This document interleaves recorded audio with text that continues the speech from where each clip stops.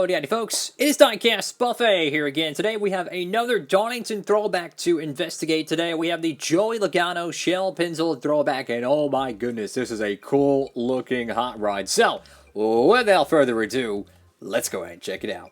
Alrighty folks, run out of the good old box and check out this Darlington throwback. Look, this is one epic looking piece right here. You got the painted wheels, you have a very bold door number, the red and the white, they're very retro F1 kind of sports car livery to it. I'm not really sure the throwback to it, what they're throwing back to. I imagine it's some sort of open wheel kind of design, but nonetheless, this is a fantastic looking car here. I really dig the livery here, guys. So let's go ahead and check out the front of the car here. You got the Logano front windshield banner, very, very sharp. But this is easily my favorite part of the car right here is this little, the black and white Pennzoil hood decal. That looks so good. There's the white background to it. Very, very sharp. You know, generally these cars are, you know, yellow and red, but it's kind of nice to see a little bit of a vintage vibe to it. Really like that. That looks good.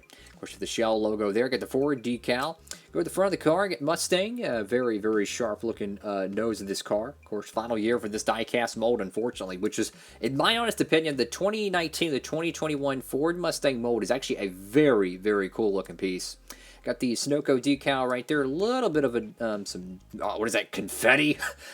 No, it's some decal whatever's there. They kind of, yeah, they just brush off, I guess. Anyways, let's go to the left side of this diecast here. So, I'm assuming the wheels are supposed to be a bronze, perhaps a very dark gold color to it. Obviously, they didn't use any metallic finishes, just a simple bronze style paint, but nonetheless, looks very, very, very sharp, even though this one's a little bit, yeah, that's a wobbly paint job there. Truth be told, though, I could touch that up and fix it. So we got the Joey Logano driver's side decal right there, very, very sharp. We got the one race win sticker, which is crazy to think to me, that the only win for Joey Logano and the only win for Brad Keselowski in 2021 was both wildcard races. Brad won Talladega, Joey Logano won Bristol Dirt. Crazy to think. To get money line right there, Shell, Pennzoil once again, Auto Trader, Snap-on, American Ethanol, AAA, Discount Tire. Just check out the door number on this car, man. That looks good. The white circle background with the 22 in front of it, that looks retro. That looks good. Got Cup Series, NASCAR salutes. This, of course, was ran on the early May Darlington race. Got Goodyear. Over here to the back end of this car, very, very retro. I love the white spoiler there. I mean, just look at the angle of this car right here, guys. That looks good. And in my honest opinion, this might just be the best Joey Logano throwback I have seen. Even better than the Pennzoil Steve Park one. So you got the number 22 crew right there. Got the Ford license plate, number 22 once again. Over to the right side of this diecast, and I believe this car has not sold out yet over there at Circle B Diecast. Could be mistaken on that. If not, if you want to get free shipping and order it, any orders $20 or more, make sure to check out the promo code down below, Diecastbuffet at checkout. All one word, no space in between. So the right side of this diecast here, guys, this car just looks so good. It really does.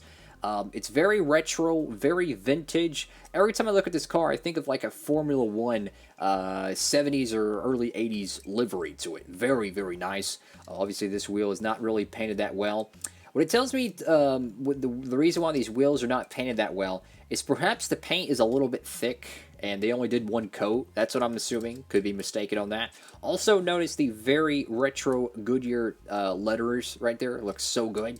I mean, truth be told, if you look at the car from that angle, I mean, it's hard to find a better looking throwback than that from 2021. You go to the roof of the diecast here. I got the number 22. The 22 is actually smaller compared to the door numbers. It's like the door numbers are much wider, but on the roof it's barely taller. So that's interesting there. Obviously, per Penske tradition, no roof flap decals there. Got the Joey Logano back window. It's a little bit wobbly. That's all good. And this is a great looking part of the car here. So on both sides on the C-pillar, it's got that white kind of a stripe there that kind of curves on the backside window. You go to the deck lid and the spoiler, and it's all painted white there with that very nice sun red orange paint job. It's not a true red. It's definitely a sun red, a orange red. Very, very, very nice looking race car here, guys. And I tell you what, though. this is one of those cars that really kind of surprised me. I knew, like, when I seen the car on the racetrack and I seen the diecast renders for it, I was like, okay, that's going to be a really, really cool throwback. But I think this one personally got lost between all of the different throwbacks we had. You have the Josh Berry Dale Jr. throwback. Of course, you have the Dale Sr. throwback from Justin Allgaier. Then you have the Spire Motorsports Core of the Joy throwback. That was epic. Chase Elliott's Alan Kawicki throwback. And then, you know, all the hype with Alex Bowman's throwback. This one kind of got lost in the middle, and truth be told, it is one of my favorite throwbacks, and this is probably my favorite Joey Logano throwback, and I know he did the tribute card to Kevin Harvick in 2019, which was a fantastic-looking hot rod. The 2020 Joey Logano throwback was even fantastic. Even the 2018 throwback was fantastic. But quietly, this might be my favorite one. I don't know. Like, I still love the 2019 one because it has that Gen 4 2000s livery to it. But just something about this car is very well proportioned. And in a lot of ways, it actually matches the box, which is really, really nice. You know, that's one thing I always wondered. Why do they never make Darlington exclusive boxes? You know, if you're going to make a line of throwback cars, you would imagine they would have at least a throwback box design, you know, put maybe the Darlington Raceway logo, make the box look like it's, you know, vintage and stuff. That's what I would have done for all the Darlington cars, you know. It's like with the Authentics packaging. The Authentics card backs, believe it or not, even though they're cheaper than the Gold Series, they actually look so much better, which makes no sense to me because like they take the paint scheme render and they actually put it on the Authentics card back. Like if you've seen Ryan Blaney's 2020 Strawberry Banana Body Armor Ford, the whole card back of that has the paint scheme pattern on it. It looks fantastic. If you've seen 2020 Clint Boyer's Ford Built Tough or Ford Built Proud paint scheme, Authentics exclusive, they once again, they took the background of the paint scheme, they put it on the card back. It looks incredible. It is the best card back packaging that has ever been released in NASCAR Diecast history because not even Winter Circle or even Hot Wheels actually incorporated the paint scheme to the actual card back. I just really wish they would do the same thing for the Gold Series. I really do, because I know they could do it, and it would make these things look so much better, especially the Darlington ones. They've never done a Darlington exclusive box series, and I really think they should.